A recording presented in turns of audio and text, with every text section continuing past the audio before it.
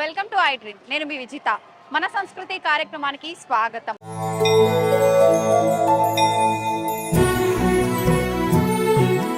తెలంగాణ ప్రాంతం అంతా కూడా ఆషాఢ మాసం వచ్చిందంటే చాలు మామూలు హడావిడి ఉండదు, మామూలు సందడి ఉండదు. పోతురాజుల విన్యాసాలు, డప్పు చప్పుళ్ళు, బోనాల హంగామా, అసలు ఒక్కటేమిటి అంగరంగ వైభవంగా ఈ వైభవం అనేది కొనసాగుతూ ఉంటుంది. మొదటగా అమ్మవారికి గోల్కొండ బోనం సమర్పిస్తారు. ఈరోజు అమ్మవారికి మొదటగా బంగారు బోనం, తొలి బోనం అనేది గోల్కొండ అమ్మవారికి సమర్పించడం జరిగింది. ఇప్పుడు ఆ వేడుకనంతా కూడా మనందరం కల్లారా చూసేద్దాం. అసలు బోనాల విశిష్టత, పోతురాజుల విన్యాసాలు, వాళ్ళందరితో కూడా మాట్లాడి మనం మరిన్ని విషయాలు తెలుసుకుందాం. ఇంకెందుకు ఆలస్యం, పదండి. మా కోసం వచ్చితివమ్మా, మము సల్లగా చూసితివమ్మా, శివుని ముద్దు బిడ్డ నీ భక్తితో వెలుగుతుంది తెలంగాణ గడ్డ.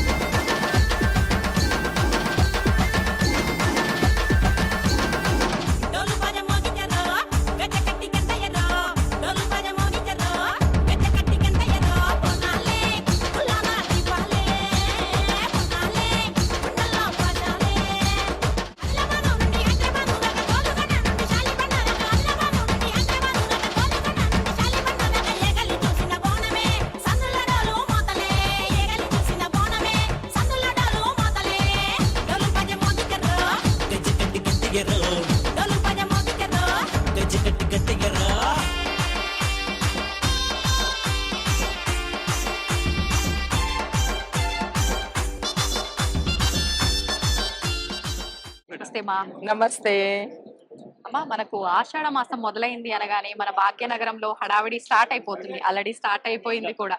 అమ్మ చెప్పండి, అసలు బోనం విశిష్టత ఏంటి? బోనం మనకు అసలు ఎప్పటి నుంచి మొదలు పెట్టారు చేయటం అనేది? ముఖ్యంగా మేము విన్నాము బంగారు బోనం మన దగ్గర మీరే అమ్మవారికి సమర్పిస్తారు ఎత్తుకొని వెళ్ళి అని చెప్పి. దాని గురించి అంతా తెలియజేయడమా? ముందుగా యావత్ తెలంగాణ ప్రజలందరికీ ఆషాఢ మాసం బోనాల పండుగ శుభాకాంక్షలు. ఆషాఢ మాసం మొదలైంది. తొలి బోనం అమ్మవారికి ఉమ్మడి దేవాలయం కమిటీ తరపు నుంచి బంగారు పాత్రలో సప్త బోనాలు సమర్పిస్తాము. ఇవాళ వచ్చేసి తొలి బోనం గోల్కొండ శ్రీ జగదాంబిక అమ్మవారికి సమర్పిస్తున్నాము. ఇది ఒక బంగారు పాత్రలో అమ్మవారికి బోనం సమర్పించడం అంటే చాలా అదృష్టం ఉండాలి. అయితే మేము ఇది ఫస్ట్ 2019లో గాజుల అంజయ్య గారు ఒక సంకల్పం తీసుకొని అమ్మవారికి బంగారు బోనం అనేది తయారు చేయించి వాళ్ళు చేయడం జరిగింది. ఒక్క బోనం అమ్మవారికి సమర్పిద్దాము బోనాల పండుగలో అనుకున్నారు. అమ్మవారు ఎంత శక్తివంతురాలంటే తను 7 బోనాలు చేయించుకుంది. ఒకటే బోనం అనుకున్నాము, కాకపోతే 7 బోనాలు జరిగినాయి. ఫస్ట్ బోనం వచ్చేసి గోల్కొండ జగదాంబిక అమ్మవారికి, అలాగే రెండో బోనం వచ్చేసి మన బల్కంపేట రేణుకెళ్ళమ్మ తల్లికి, మూడో బోనం వచ్చేసి ఉజ్జయిని మహంకాళికి, నాలుగో బోనం వచ్చేసి మన ఆంధ్ర రాష్ట్రంలో బెజవాడలో కనకదుర్గమ్మ తల్లి ఇంద్రకీలాద్రిలో, ఐదవ బోనం వచ్చేసి జూబ్లీల్స్ పెద్దమ్మ తల్లి, ఆరవ బోనం వచ్చేసి చార్మినార్ లో, ఏడవ బోనం వచ్చేసి మన టెంపుల్లో. లాస్ట్ ఆఖరి బోనం మనకు ఇక్కడ సమర్పించిన తర్వాత ఇంకా క్లోజ్ అమ్మా. ఓకే, అయితే మొదటగా మీరు బోనం బంగారు బోనం ఎత్తుకున్నది కూడా మీరేనమ్మా అమ్మవారికి? అమ్మవారికి బంగారు పాత్రలో బోనం ఫస్ట్ నేనే. ఓకే, అయితే ఇది కమిటీ తరఫున చేయించిన బంగారు బోనం అమ్మా? కమిటీ తరపు నుంచి చేయించిన బంగారు బోనమే. చూడండి, బోనాల పండుగ అంటే ఒక స్టార్టింగ్ మట్టి కుండల నుంచి స్టార్ట్ అయింది. ఇవాళ బంగారు బిందెలు కూడా మన తెలంగాణ రాష్ట్రంలో అతి పెద్ద పండగ ఇది. అమ్మవారి బంగారు పాత్ర కూడా బోనాలు సమర్పించుకుంటున్నారు. ఇది చాలా అదృష్టం మనకి ప్రజలందరికీ. అమ్మవారి ఆశీర్వాదం ప్రతి ఒక్కరికి ఉండాలి. మనస్ఫూర్తిగా నేను ప్రతి సంవత్సరము వర్షాలు బాగా పడి పంటలు బాగా పండాలని చెప్పి మనస్ఫూర్తి కోరుకుంటాను. ఇంకొకటి ఏంటంటే ఈ పిల్ల జల్లకు కూడా ఆరోగ్యం మంచిగా ఉండాలి, అనారోగ్యత సమస్యతో బాధపడకూడదు అని చెప్పి నేను అమ్మవారికి ఫస్ట్ ఆఫ్ ఆల్ కోరుకున్నది కూడా నేను అదే అన్నమాట. నాకు చాలా సంతోషంగా అనిపిస్తుంది, ఇది నేను అదృష్టంగా భావిస్తున్నాను. అమ్మవారు నా చేతితో చేయించుకుంటున్నందుకు నేను చాలా సంతోషిస్తున్నాను. ఈ అవకాశం మళ్ళీ జన్మ ఉండి మళ్ళీ ఇదే అవకాశం రావాలని కూడా కోరుకుంటున్నాను. మా ప్రత్యేకించి బోనం అనేసరికి జోగినిలకి ప్రత్యేకమైన ఇంపార్టెన్స్ ఇస్తారు. ఎందుకనమ్మా? సామాన్యులు బోనం ఎత్తితే అమ్మవారికి ఆనందం కలగదా? జోగినీలు ఎత్తితేనే కలుగుతుంది. అంటే అలా ఏం లేదు. కాకపోతే జోగినీలు మాది శివశక్తులు మేమేందంటే మేము అమ్మవారికి అంకితం అయిపోయి ఉంటాము. మాకు మ్యారేజ్ అనేది, పిల్లలు అనేది, మాకొక లైఫ్ అనేది జెన్యున్ పబ్లిక్ నడిచే లైఫ్ అనేది మాకు ఉండదు.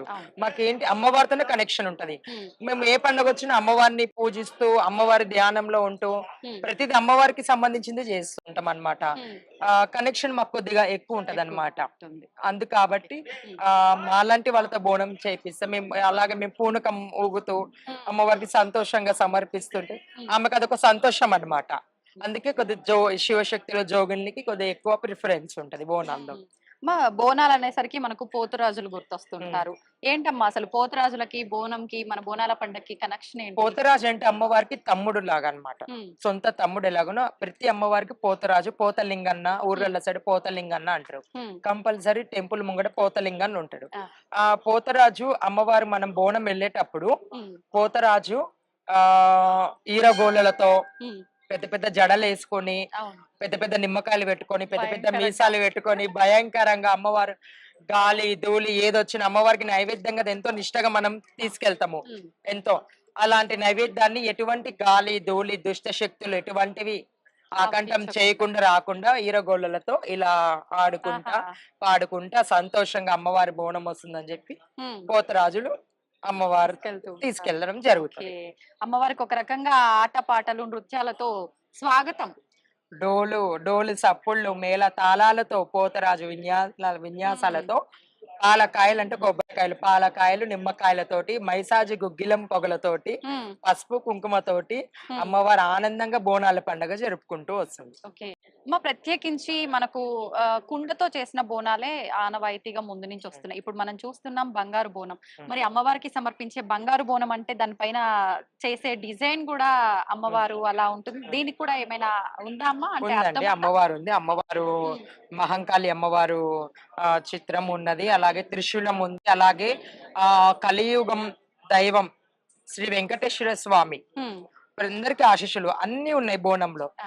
శంకు చక్రాలు ఉన్నాయి, త్రిశూలం ఉంది, శుభకార్యం త్రిశూలం ఉంది అమ్మవారికి. పైన ఎలా ఉందో సేమ్ కింద కూడా బోనానికి అలానే ఉంటాయి. ఎక్కడ బోనం ఎత్తారమ్మా? నేను మన తెలంగాణలో అలాగే ఆంధ్ర రాష్ట్రంలో పటాన్ చెరు, సంగారెడ్డి, కరీంనగర్, కామారెడ్డి ప్రతి ఒక్క ఊర్లో నేను బోనాలు చేశానండి. మన సిటీలో ఆల్మోస్ట్ అన్ని దగ్గర కూడా బోనాలు చేశాను. ఓకే, బోనాలు అనేసరికి మన తెలంగాణలోనే ప్రసిద్ధి. చాలా మంది జోగినీలు మన సాంప్రదాయాన్ని వేరే ప్రాంతాలకు కూడా పరిచయం చేయాలని చెప్పి వేరే ప్రాంతాలకు వెళ్ళి బోనాలు ఎత్తుతూ ఉంటారు. అలా మీరు ఎక్కడైనా చేశారా, బోనం ఎత్తారా? అంటే నాకు 2017లో కాలిఫోర్నియా యుఎస్ లో నాకు ఇన్విటేషన్ వచ్చింది. కాకపోతే నాకు వాళ్ళు పంపించిన ఇన్విటేషన్ నాకు ఆ టైం అనుకూలంగా లేకుండా కొద్దిగా లాంగ్ జర్నీ కదా, దాని వల్ల కొద్దిగా ఆగిపోయాను. ఈ సంవత్సరం కూడా వాళ్ళు ట్రై చేస్తున్నారు నన్ను పిలవడానికి. అమ్మవారి దయ ఆశీర్వాదం ఉంటే కంపల్సరీ నేను అవుట్ ఆఫ్ ఊర్ కూడా వెళ్ళి బోనం చేయాలని ఉంది. ఎందుకంటే మన తెలంగాణ సాంప్రదాయం పద్ధతి అక్కడ కూడా వాళ్ళు చేస్తున్నారంటే అది మీరు ఆలోచించండి, మన అమ్మవారిది ఎంత శక్తి ఉందో. అమ్మ, బోనం అనేసరికి ఒక్కొక్క ప్రాంతాన్ని బట్టి ఒక్కో రకంగా అమ్మవారికి నైవేద్యాన్ని సమర్పిస్తూ ఉంటారు. అసలు నిజంగా అమ్మవారికి ఏ నైవేద్యం అయితే ఎక్కుతుంది? అంటే బోనం అంటే భోజనం, అమ్మవారికి మనం ఒక ప్రసాదం పెడుతున్నాము. కొన్ని ప్రాంతాల్లో వాళ్ళకి అనుకూలంగా కొన్ని వాళ్ళకు నచ్చినట్టు ప్రసాదము అంటే కొంతమంది పరవన్నం పెడతారు, కొంతమంది పచ్చన్నం పెడతారు, కొంతమంది తెల్లన్నం పెడతారు, కొంతమంది కోయగూర, అలాగే బూరెలు పెడతారు, పూరీలు పెడతారు, పచ్చి పులుసు, పెరుగు పైన సలవ, బెల్లం పానకము, అలా ఎవరికి తోచినట్టు వాళ్ళ ఆనవాయితీగా వాళ్ళ అత్త మామలు వాళ్ళ తల్లిగారు ఎలా చేసుకుంటూ వస్తున్నారు అలా ఆనవాయితీగా పెట్టుకొస్తున్నాం. మేమైతే తెల్లన్నము అమ్మవారికి, కోయగూర, పచ్చి పులుసు, పెరుగు, బెల్లము కంపల్సరీ 5 నైవేద్యాలు అమ్మవారికి మేము సమర్పిస్తాం, బంగారు బోనంలో సమర్పిస్తాం. ఓకే. మా అమ్మవారికి బోనం సమర్పించడంతో పాటు సారే కళ్ళు శాఖ కూడా పోస్తూ ఉంటారు. ఇది ఎందుకు వచ్చిందమ్మా సాంప్రదాయం? అంటే కళ్ళు శాఖ ఈ మందు శాఖ ఎందుకు పోస్తున్నాం అంటే మనకు కొన్ని డిసీజెస్ అప్పట్లో ఏంటంటే డిసీజెస్ ఎక్కువ వస్తుంటాయి. ఇది ఆషాఢ మాసంలో తొలకరి పంట, తొలకరి వానలో చిన్న చిన్న ఇన్సెక్ట్స్ అవన్నీ వస్తుంటాయి కదా, కాబట్టి ఆ కళ్ళు శాఖ అనేది అమ్మవారికి భూమి మీద మనం శాఖ పెడుతూ ఉంటాం కదా, ఆ ఇన్సెక్ట్స్ అనేవి డై అయిపోతాయి అన్నమాట. అలాంటి రాకుండా కాబట్టి ఒక సైంటిఫికెట్ కూడా ఉంది, ఇలా కూడా ఉంది. మన ధర్మానికి సైన్స్ కి కనెక్షన్ ఉంది అన్నమాట. చూడండి పెద్దవాళ్ళు ఎంత ఆలోచన, అమ్మవారు కూడా ఎంత ఆలోచన ఉంది. అలానే మా పెద్దవాళ్ళు అయితే నాకు అలానే చెప్పారు, నేను అలానే చెప్తున్నాను. ఆ కనెక్షన్ ఉందన్నమాట. అమ్మ ఎన్నో సంవత్సరాలుగా మన ఆనవాయితీ మట్టి కుండతో బోనం. మీరైతే మట్టి కుండతో బోనాన్ని ఎక్స్పీరియన్స్ చేశారు, బంగారు బోనాన్ని ఎక్స్పీరియన్స్ చేశారు. రెండిటి మధ్య అంటే మీకు సంతోషంతో పాటు ఆ తేడా ఏమైనా తెలిసిందా? లేదండి, నాకు రెండు ఈక్వలే. నేను మట్టి కుండలో చేసిన, బంగారు బోనంలో చేసిన రెండు ఈక్వలే. కాకపోతే కొద్దిగా సంతోషాన్ని బంగారు బోనం, బంగారు పాత్ర అనేసి కొద్దిగా హ్యాపీనెస్ నాకు రెండు ఈక్వల్. అమ్మవారికి మనం అమ్మవారికి ఎందులో బోనం సమర్పించిన సంతోషంగా స్వీకరిస్తుంది అమ్మవారు. నిజంగా మామూలుగా కొంతమంది బోనం తీసుకెళ్లేటప్పుడు తొక్కిసలాట అట్లా అయినప్పుడు కొంతమంది బోనాలు అనుకోకుండా కింద పడిపోవడం జరుగుతూ ఉంటుందమ్మా చాలా వరకు. అలా జరగగానే ఏదో అపశకునం జరగబోతుందని చెప్పి భయపడుతుంటారు. నిజంగా అలాంటిది ఏమైనా జరిగే అపశకనం అలాంటిది ఏం లేదు. కాకపోతే ఈ మధ్య మన తెలంగాణలో ఎక్కువ చాలా బోనాలు వెళ్తున్నాయి, చాలా సంతోషము. కాకపోతే పబ్లిక్ ఏంటంటే నూకులాట, తోసుకులాట చేయకూడదు. ఎందుకంటే బోనాలు ఎంతో నిష్టగా మనం పొద్దున అమ్మవారు అంత బరువు ఎత్తుకొని వస్తుంటాం కాబట్టి పబ్లిక్ కూడా సహకరించాలి. కొద్దిగా పుష్ చేసిన బోనాలు పడితే మనకి అది మంచిగా అనిపేది అనమాట. ఏదో తప్పు మనం చేసామా అందుకే పడ్డది అనుకుంటారు, కానీ అలాంటిది ఏం లేదు. అక్కడ బోనం ఒకళ్ళు కింద పడగానే అది భూదేవికి సమర్పించండి. భూదేవి కూడా ఒక తల్లి, ఒక అమ్మవారే. అలాంటిది ఏం సందేహపడవద్దు ఎవరైనా సరే.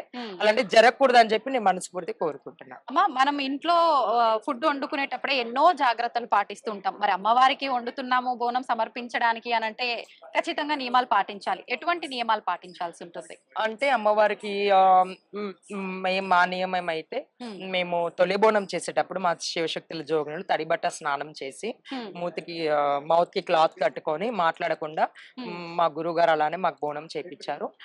ఇప్పుడు కూడా అలానే బోనం చేసుకుంటూనే వస్తున్నాము. బోనం పూజించేటప్పుడైనా గానీ, నైవేద్యం పెట్టేటప్పుడైనా గానీ మనం కంపల్సరీ మాట్లాడకూడదు. మనకు టంగ్ బై స్లిప్ అయి మాట్లాడినా కానీ క్లాత్ కట్టుకొని కంపల్సరీ బోనం అనేది అమ్మవారికి పెట్టాలి. ఎందుకంటే తుంపిల్ అనేవి మన నోట్లో చిన్న చిన్న ఉంటే పడకూడదు అనమాట అమ్మవారికి. ఎందుకంటే అమ్మవారికి ఎంగిలి కాకూడదు. ఒకనాడు రేణుకెళ్ళమ్మ తల్లిది బోనం ఎంగిలి అయినందుకు ఎన్నో కష్టాలు పడ్డది. అందుకని మనం కూడా తుంపిళ్ళు పడకుండా బోనం నిష్టగా నియమయంగా చేసుకోవాలి. అమ్మ ఈ బోనాల ఘట్టం అంతా ముగిసిన తర్వాత ఆఖరిన రంగం అని చెప్పి చెప్తుంటారు భవిష్యవాణి. ఏంటమ్మా అసలు ఈ ఆచారం ఎప్పటి నుంచి వచ్చింది? రంగం అంటే చూడండి, అమ్మవారికి బోనాలు ఎట్లయితే శివశక్తులు తీసుకుని అమ్మవారికి వెళ్తున్నారో అలాగే రంగం భవిష్యవాణి వాళ్ళది కూడా ఒక పరివార్ అనేది ఉంది. పరివార్ అంటే ఒక కుటుంబం అన్నమాట. వాళ్ళ తరతరాలుగా వస్తుంది.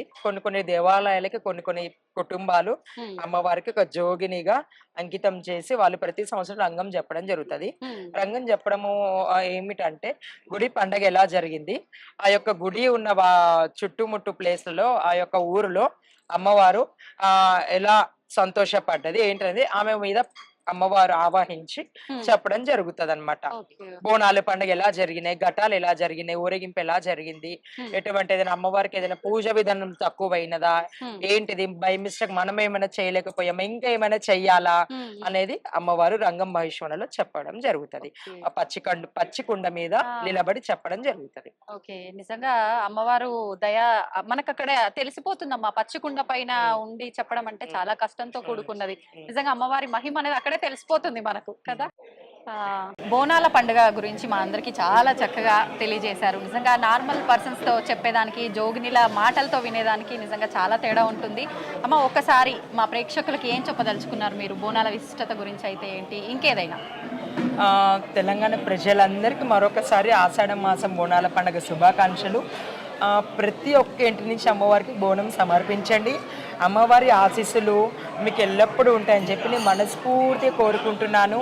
ప్రతి పిల్ల జల్లకి ఆ తల్లి దీవెనలు అని చెప్పి మనస్ఫూర్తి కోరుకుంటున్నాను. మీకు కూడా మా తరఫు నుంచి ప్రేక్షకులందరి తరఫు నుంచి బోనాల పండుగ శుభాకాంక్షలమ్మా. ధన్యవాదాలు.